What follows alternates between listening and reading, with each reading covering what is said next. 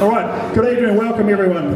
Thanks so much for coming along tonight. We thought this would be a great way to kick off 2025 with a bit of a positive spin on the property industry.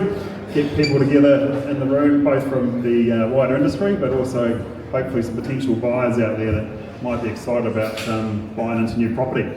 So I'm James Solari from Solari Architects. I've got a double role of sort of emceeing as well as sort of joining some conversation with our wonderful team here. So on my right hand side we've got Cassels, who one or two you may know, Tessa Doherty in the middle, and Mark Beams. We'll go through some more formal introductions in a moment, but I guess just to get some of those boring formalities out of the way, the toilets, if people need them, are over in the back corner over there, and in terms of means of escape, half of you stand right beside the door anyway, so I guess that's the way out of here. So I guess the way we're going to run tonight is we're going to have a chat up here for a while, then there'll be a break in the middle to go and refresh things and have more of a chat around with each other, as well as the sponsors that have got stations set up around the back of the room.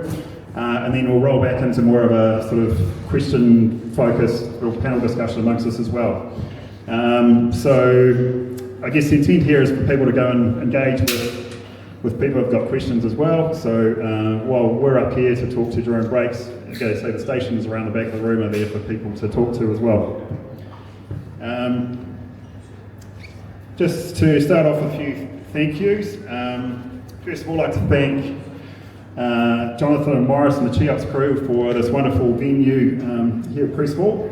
Fantastic space to get people together and show off, I guess, what is a wonderful project that team undertook a few years ago to transform these old buildings. So thank you very much for the opportunity for hosting us here, and to all their venues who are supporting us with the food and the drinks. So thank you very much to everyone there.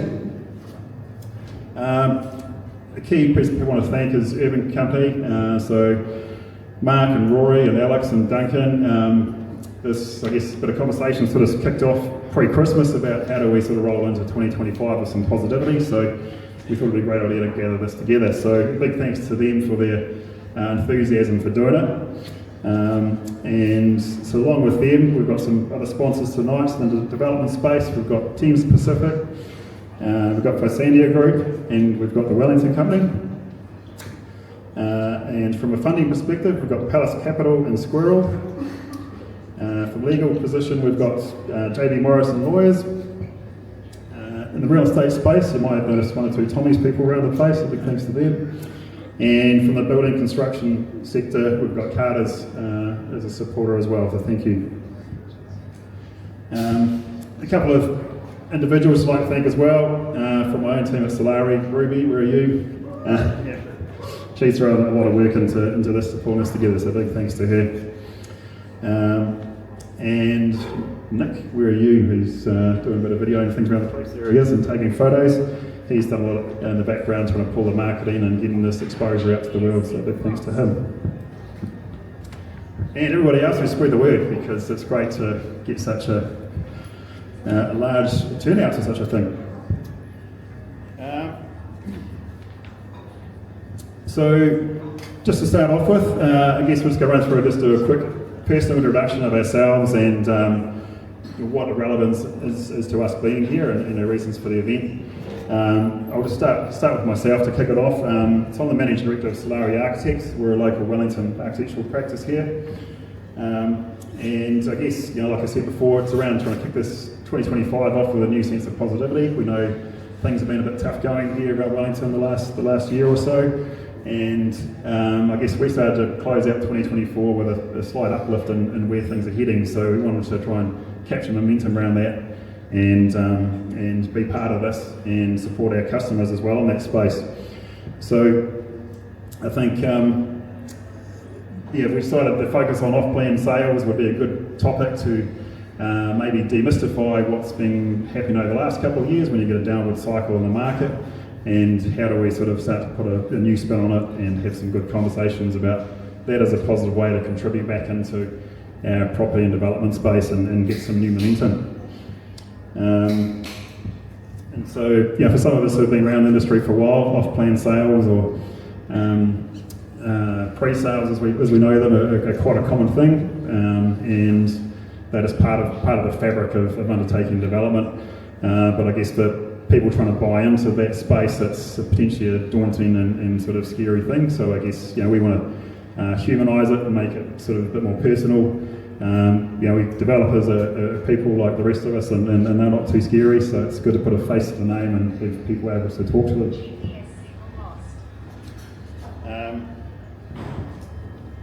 So I guess from a personal perspective, I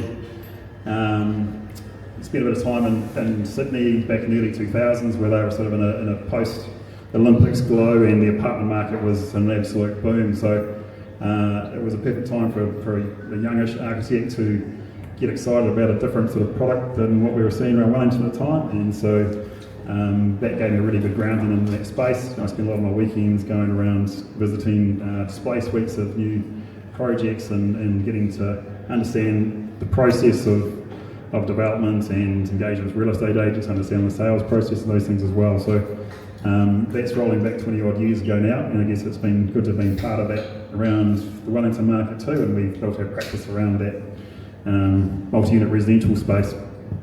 So that's probably enough from me. I'd like to just pass over to Ian to start off with an introduction from himself, and then we'll go to Tessa and then Mark.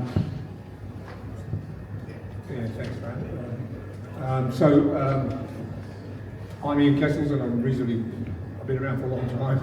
I've been around for so long I've probably forgotten some of the things I've done. We started in the 1990s, so 35 years. Done most forms of property, residential, commercial, car parks, retail, all sorts of property devices like unit titles.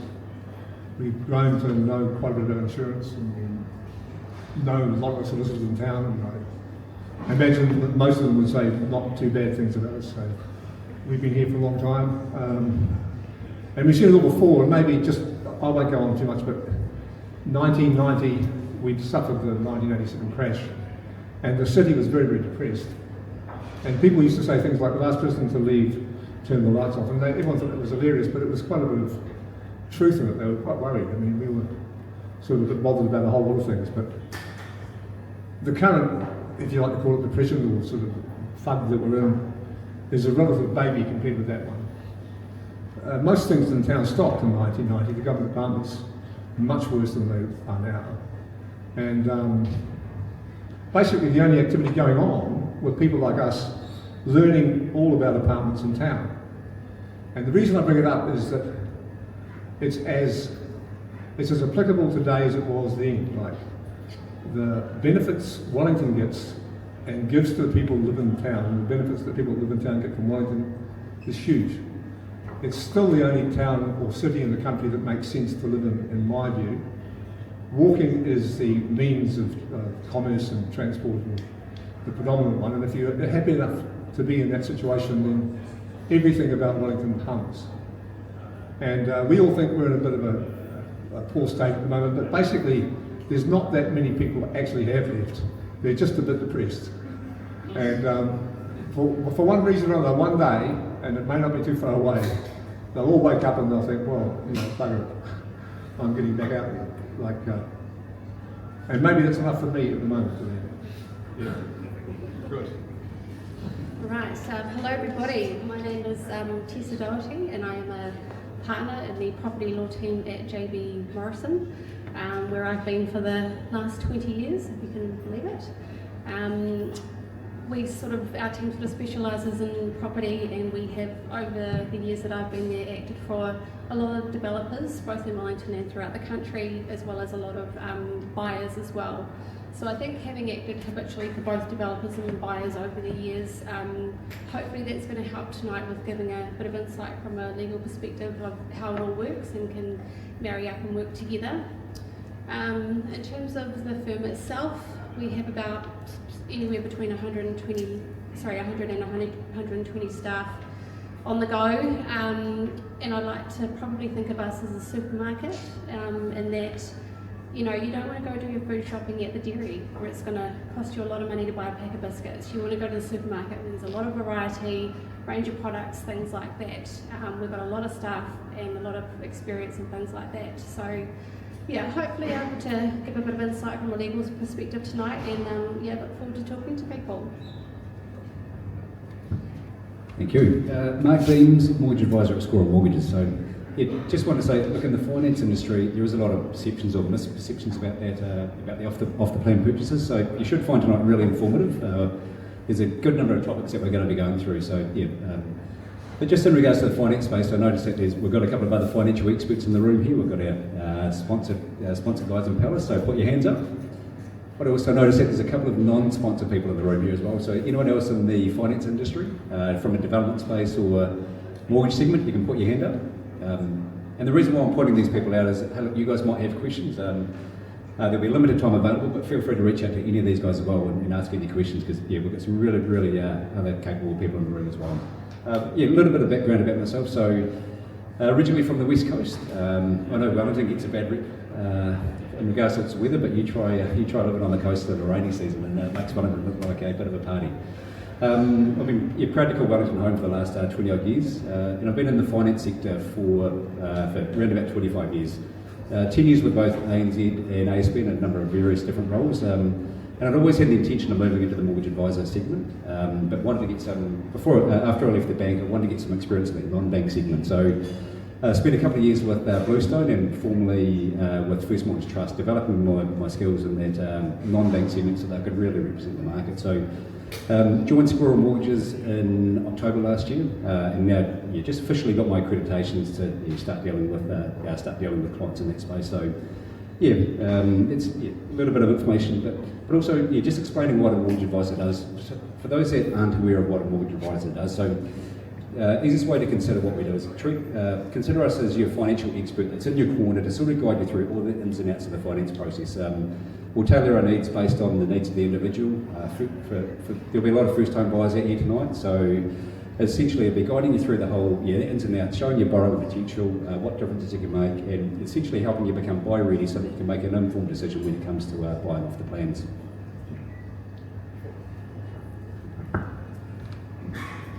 Cool, thank you all. Right, let's say first sort of question we'll put out there is amongst the panel to have a chat about. So I'm going to reverse the order this time, you can start, Mark.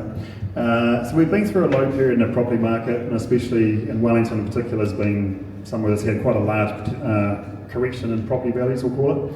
So I guess how do we feel about where we are now in terms of the property cycle as we head into 2025? Yeah, and the stuff that we're seeing through the office, we've got an office of 12 people in Wellington and a team of about 45 across the country. All the feedback that we're getting is positive at the moment. So, and it's primarily underpinned by where the interest rate cycle is going. We're coming off a historical New Zealand interest rate at the moment, around about 6.5%. We're predicting that that's going to be down to an average of 5% in the near future, probably by September next year for some of those sort of shorter term rates, sub 2%. And when you're putting that into monetary perspective, there's 370 billion worth of residential lending out there in the market at the moment. 80% of that at the moment is either on fixed rates or rates that are about to expire in the next 12 months or currently on floating. So when you put that into dollar perspective, that's going to free up around about $4 billion worth of funding or savings and interest costs, which is ultimately going to work its way through the economy, improving business confidence and making loans a lot more affordable. So on the back of that, we're seeing a significant increase in inquiry across all sectors and really positive stuff coming through. So Wellington operates under its own dynamics, but it might take a little bit slower to recover, but I'm predicting a really good second half of the year in regards to increases in property prices. You've got high property stock at the moment. I think that's going to decrease, hopefully with more sales and a lot more opportunities out there. Look, I feel pretty positive about the property market at the moment, and you could have asked me the same question at the end of last year and I would have said the same thing. A lot of buyers and first home buyers who I think were a bit scared off for a lot of last year and quite risk averse, all coming back in and wanting to have a crack at it, which is great to see. From the purchaser's point of view, what we're seeing. A lot of our developer clients at the moment, we're seeing them doing a bit of land banking, which is quite typical when you're in a sort of a lowish, well, we're in a bit of a lowish market. You see developers doing a bit of land banking because they're able to get land for a good price. They're not competing with, somebody who wants to buy a big property and has an emotional connection with it. So we're seeing a bit of that going on at the moment, which can only then lead to one other thing, hopefully. But yeah, no, I think really positive at the moment, which is really nice to see.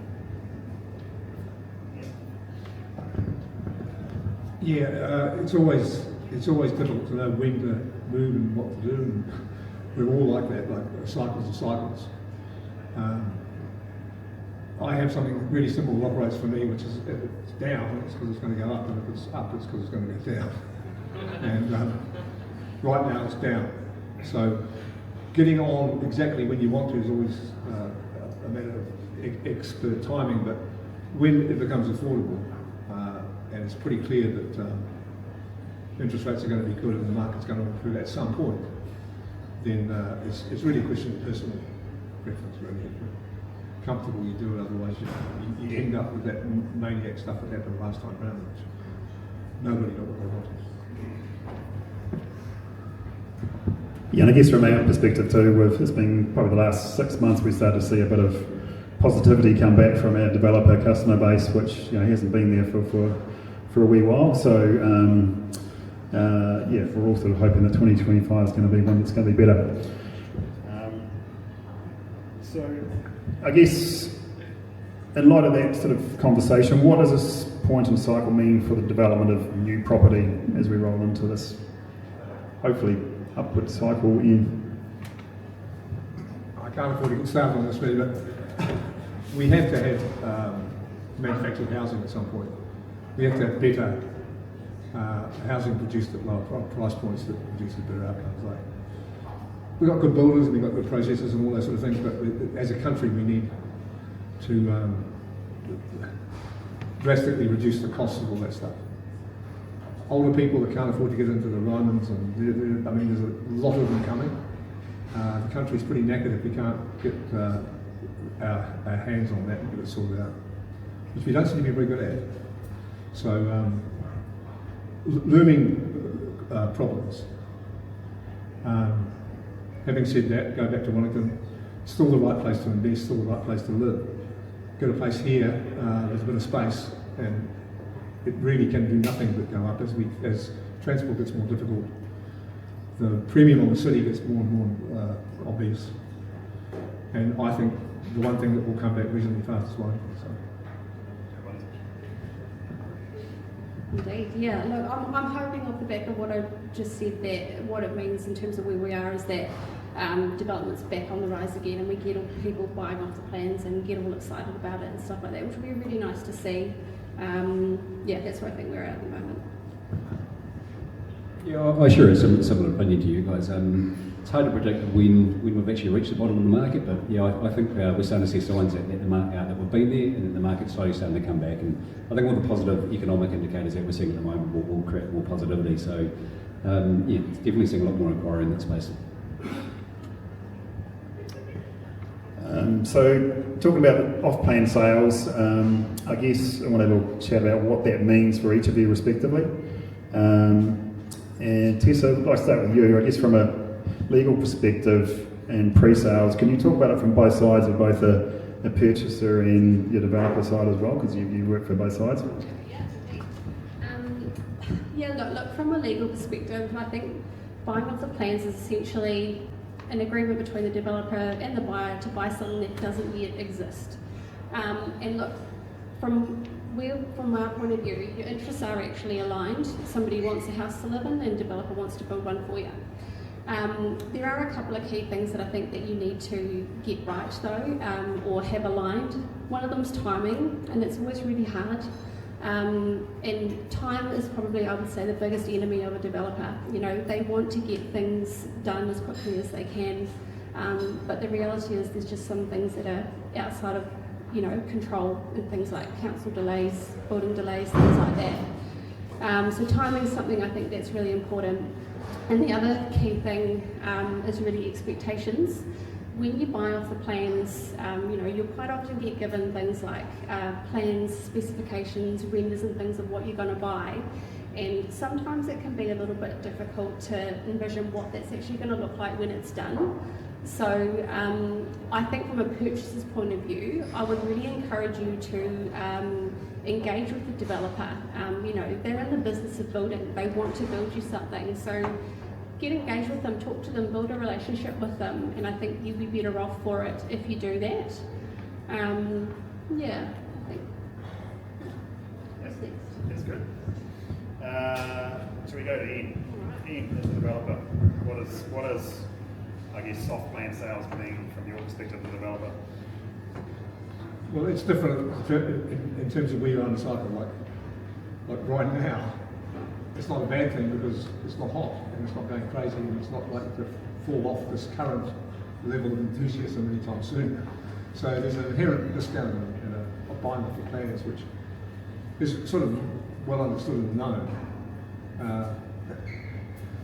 The development's already gone through quite a bit of cost and expense by the time it gets sold off the plan. So there's huge investment in it. It's not from that point of view I'm talking. It's from the point of view of the thing getting to completion. So there's a period of time where the sales need to come for the development to occur. And as I say, if you're past hot, buying off the plans at that point then becomes an issue. So you've got to pick, I guess, what part of the hill you're on. And if it gets too steep, then it's one day going to fall off. But at the moment and for the foreseeable future, then buying off the plans is a reasonable thing to do. Right. Yeah. Yes, so Mark, can I ask you a double question?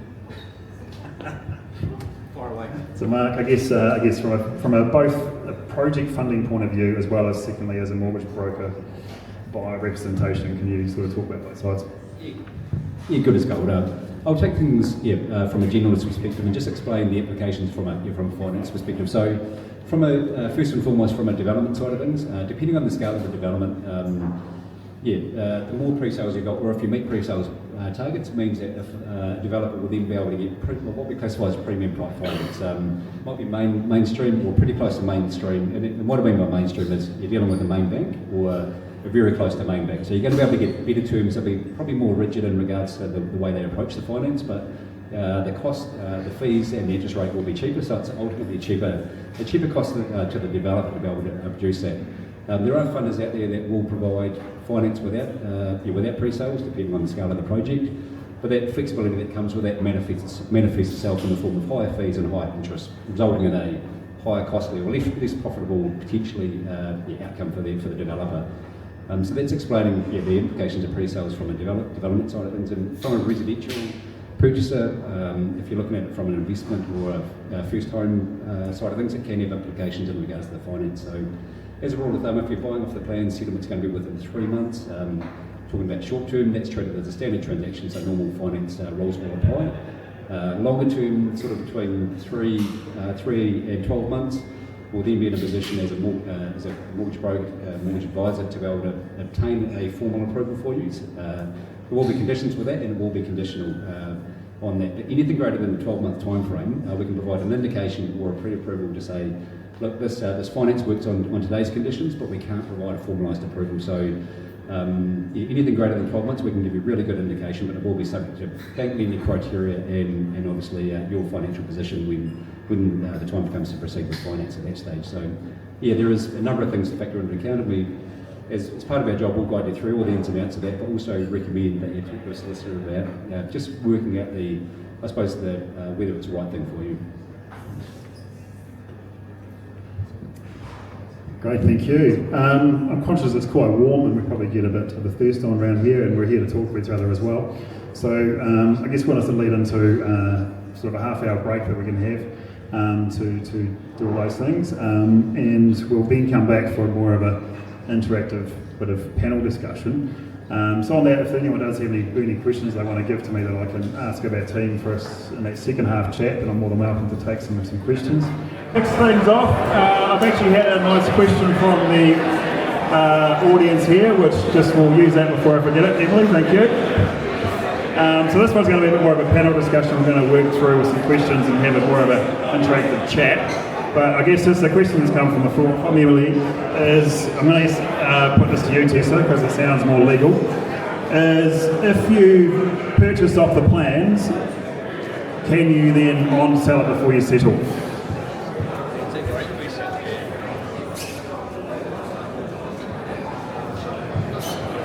Really good question, and look, that will be all dependent on what your contract says. Typically though, and this is for a good reason I think, is that most of the time you're not able to on-sell before you've actually settled.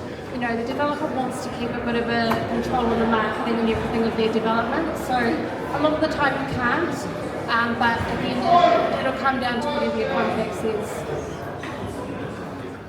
You guys all get that?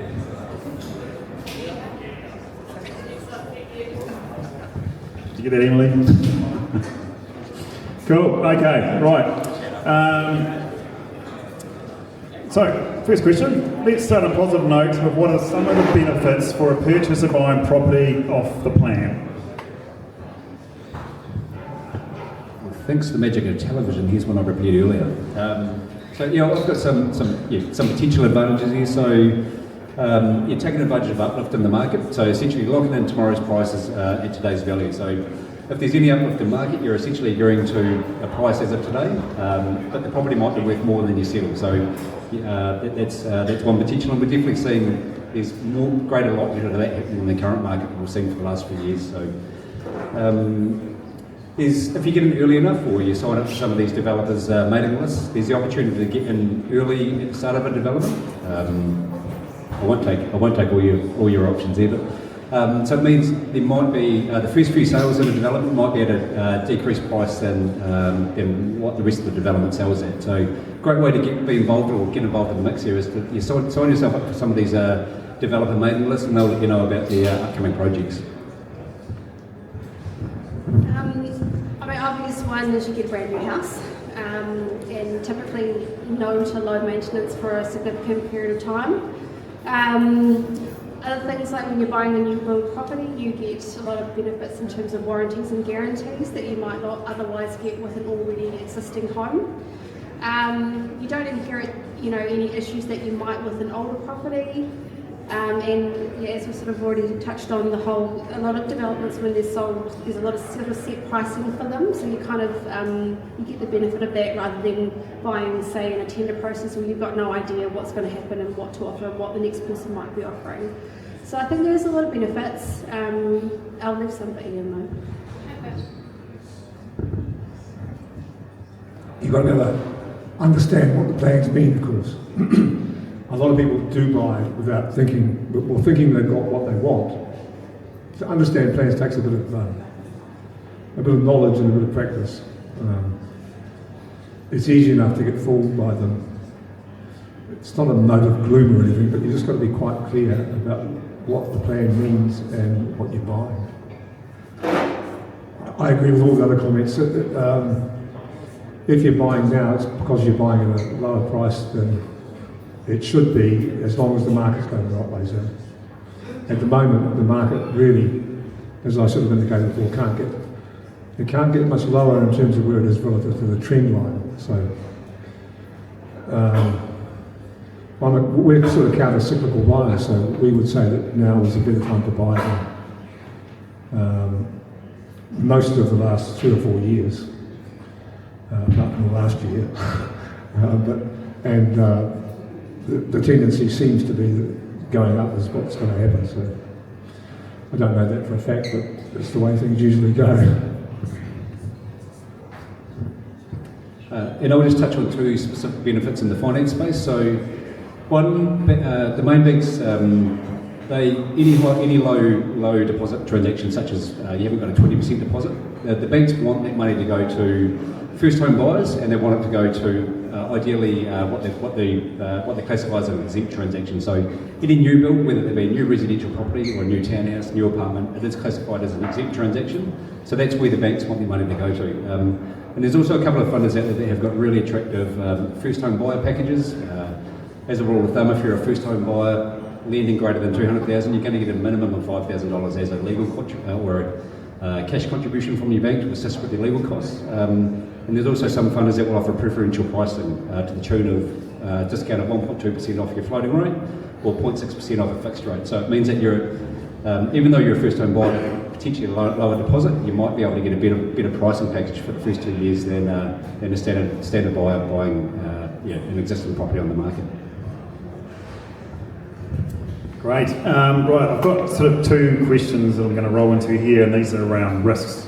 The first one I want to talk about is actual real risks, and the other one is maybe sort of mythical or perceived risks that probably exist because of a downturn market. But let's start off around talking about what we do see as real risks associated with off-plan purchases. I think probably one of the most common things really is that it takes a bit longer than what you thought it was going to. And sometimes it can, and as I touched on earlier, there can be sort of unexpected delays and things like that. But I can guarantee you that a developer is never trying to delay things or make things take longer. They want things to go through quickly. So with that being said, from a purchaser's point of view, there's a few things you can do to protect yourself, and things like having a really good contract and having a sunset clause in there that allows you to get out if too much time's gone by and you've kind of, things haven't happened and you've had enough and you want the ability to get out. So there's sort of that. I guess I'll leave the finance side of it for you to talk about. I won't steal that from you. And then the only other thing I can really think about off the top of my head is really around like developers potentially going under. We did actually have that for a set of our clients not too long ago, but we were able to get their deposit back and they just carried on. So look, there are some risks, but I think you can mitigate against them and give yourself enough protection to get through where you need to. Yeah, I guess not all developers are wonderful. So, and they come under great stress. So, you need a developer that's obviously prepared to protect his reputation and do things properly. So, that's all.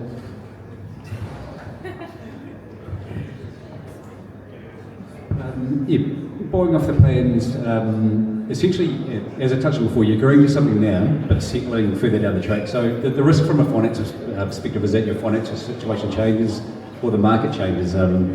If we can get a conditional approval for you, you'll normally get a registered valuation. That will be valid for for up to a year. So that provides some sense security that the finance will still be available in 12 months' time, subject to you still being able to afford it. So the real risk before agreeing to this is just making sure that you're confident that your financial situation won't change. Once you agree to something, don't take on any more debts. Don't go out and buy a substantial car loan which impacts your ability. So but your mortgage advisor or your financial expert will sort of guide you through that whole process. So I guess following from that, and I guess given we've been through a downturn the last couple of years, been pretty tough, there's been plenty of press around about failed developments and people losing all their money and those sorts of stories. So I guess is there any sort of, let's say, perceived mythical risks that maybe aren't as real as they might be that we want to talk about? I think from my point of view, what we see quite a bit with purchasers is thinking that developers going to cut corners and things like that. But for a lot of them, in my experience, they don't. They want to deliver you a good quality product, and for a lot of them, as Ian's touched on, your reputation, is really important to them. So they're not going to do that. So I think that's one of the common sort of things that I sort of see come out when I'm talking with people who are looking at buying off the plans. But again, a really good contract with good clauses in it, enough protection and stuff like that can help you get through all of that. Just rely on the experts around you. Get solicitor advice, your financial advice, and where possible, my recommendation here is deal with established developers. There's less likelihood of an established longer-term developer going under than a first-time developer. Your solicitor will sort of guide you through that. Make sure that the clauses are there. And as you've touched on, there is developers out there, or in any industry, there's always a certain amount of developers that will take the industry. But for the best part of my experience with dealing with development companies is they want to leave a lasting product. They want to gentrify an area, make it nice, attractive, and a good, long-lasting product. So these developers, everyone in the room here Well, it's just, they take pride in the work they do. They want to leave a really good product for the buyers to live in, or the renters. Yes, I guess that's a good point to make, Mark, and I guess, most people are well intended, and you hear bad stories normally because someone who's gone rogue, and those are normally in the lower percentage of actual people doing things out there. So, like Mark said, there's a bunch of great people in the room here. We all believe in them, we back them, so it's, please interact with them and engage, and help us all be positive. So we just talked briefly, there's mention about deposits and things. So when you purchase off land, you have to pay a deposit to secure your purchase. A couple of questions. What's the typical percentage and where does it go? So typical deposit that you would pay on an off-the-plans purchase for a residential property would be 10% of the purchase price, and that requirement will largely be driven by income from the developer's funders requirements for the sale to be a qualifying sale. So, and look, 10% is pretty standard across the rest of the industry as well when you're doing, existing homes as well. And a deposit is typically paid to the vendor's lawyer's trust account, and it's held there until settlement. So there's a bit of protection there in case things go wrong. For buyers that are looking at using their KiwiSaver for their deposit, you can do that, but again, there'll be a requirement that it's held in a trust account on certain terms and conditions to be able to use it.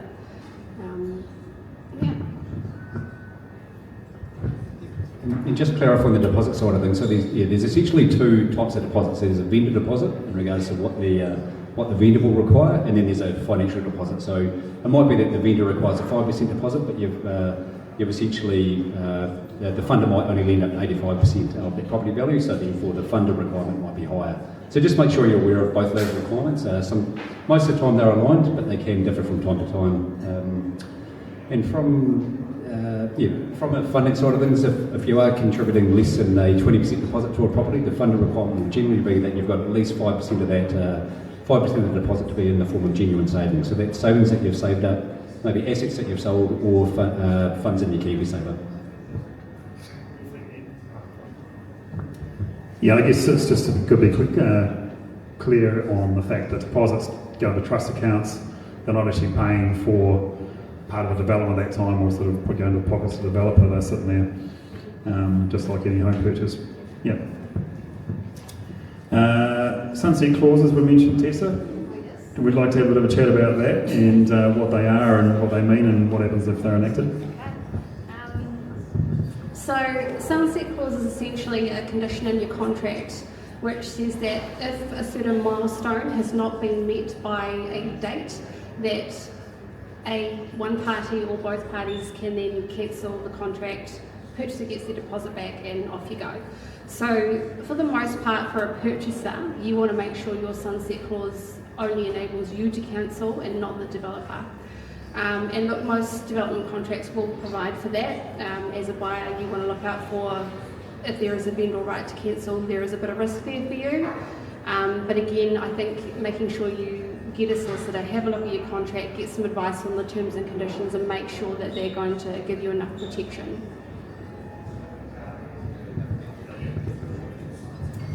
Right, one last key topic here is, I suppose, around the type of new properties that will come onto the market in the near future. I guess Wellington's a broad region. It's got a lot of different topographical constraints. It's got different demographics. It's got just different regions which have their own characteristics, different price points. So I guess there's different products that align somewhat differently to different areas. So apartments and townhouses can be quite different from each other. I guess anything to just talk about in terms of what to look out for in an apartment versus a townhouse in different parts of the city or region. And Ian, I know you've got a variety of thoughts on this thing, but I'm going to start with you.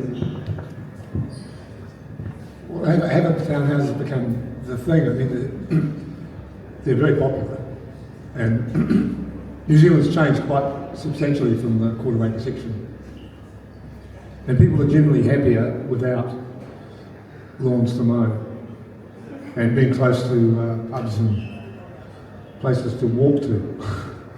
So the difference between them, I mean, there's a legitimate move against body corporates in Wellington at the moment because they're expensive, and that hopefully we'll fix that. I mean, as a city, we need to fix it. It's core to our success that our body corporates are fair and reasonable, and they will get better, and the insurance situation will be solved. But they're quite hard at the moment. So townhouses tend to do better, particularly if they're freehold or residents association or even body corporates. But no two properties are ever the same, so it's almost impossible for me to sit here and sort of go on about which one's better or which one's worse. Like, if you're close to Wellington, you're fine. I think from the legal side of things with townhouses, I mean, obviously with a body corporate, you buy into an apartment building, you become part of the body corporate, you've got some rules and some governance, we've got an act and it deals with all of it. With townhouses, you can have a bit more of an informal arrangement where it's just like owning your own home. But what we are seeing is some of this has been driven a little bit by council requirements is residents associations becoming involved, which is sort of similar to a body corporate, but in that they can help with setting sort of rules and governance for the development itself. And I think if you're in a larger scale development, that can be a really good thing. And just general maintenance of the common areas and things like that. So there is a little bit more of that coming about, but yeah.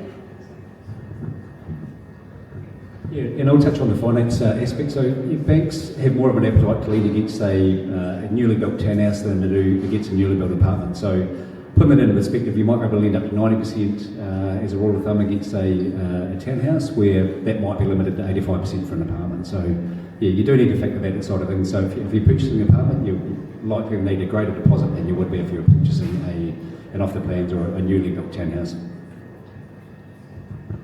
And I guess from my perspective, everybody's different and everybody should be choosing properties on the lifestyle choice that they want to have for themselves.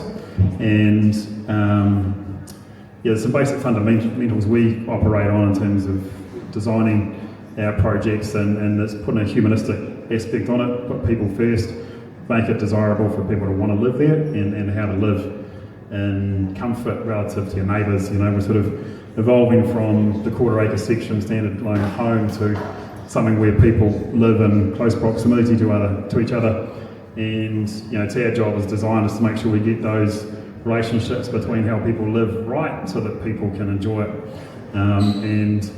I guess if you're looking to buy, try and understand what living well in an apartment or a townhouse can look like, and if you can talk to people who understand those fundamentals well, then help you make good choices on what good looks like. So one last thing, I suppose, is more just a parting thought from each of us here, because we would like to all get back to your chat and your interaction. So just to close it out, Mark. Yeah, for those who have been monitoring the market, the off-the-plans segment has been pretty tough. It's been very difficult in Wellington for developers to obtain pre-sales. There's been a significant amount of property on the market. But I think now there's enough benefits in regard, or enough potential there in the market for where things are going, decreasing interest rate market, improved business confidence, all of that sort of stuff flows through to what should be a more healthy property market. So I think, as I touched on before, we'll start seeing the number of listings decrease as more sales occur, and it's probably not a bad time to start giving consideration to the likes of off-the-plan sales again. I think we'll start seeing a bit more activity there, and with a view that they're all going to plan. Hopefully there'll be a bit of uplift in the property, which means that on settlement day the property might be worth more than what you ultimately signed up for the contract for. I think if you've come here tonight to either consider buying off the plans or consider doing some development yourself, I'd really encourage you to go and talk to the developers in the room. All of them here tonight have got pretty good reputations and know what they're doing. I'd really encourage you to go and do that. Take the opportunity while it's there. Get some good people around you, get a good financial advisor, get a good lawyer, things like that, and start building some relationships early on. get all your ducks lined in a row so that when you do find something, you're all sort of set to go. I don't want to plug it too hard, but I do think now is a good time to buy. I think it's. I'm here tonight with Bode, which is our manufactured housing ideas and development. There's a huge opportunity for secondary houses in Wellington, particularly in the outer suburbs. And it's a good time to do it because, you know, the price rises will start again in time. And I guess for the next 10 years at least, we would hope that we won't go back to where we were. And maybe that's being a bit optimistic, and maybe I won't be around to be proven wrong. Yeah, it feels right. It feels right at last. I mean, it's been a tough year last year, and I think it's going to turn up. So no one ever knows when it's going to happen, but I think my feeling is it's not that far away. I think we'll take that as a great note to finish on in. So 2025, it's a year that's going to get a whole lot better for all of us, I hope. Let's all sort of take it as a responsibility to do our bit to make the city more positive. We're all here because we love it. So let's do our bit to turn it around and get excited. So big round of applause please for Ian, Tessa and Mark.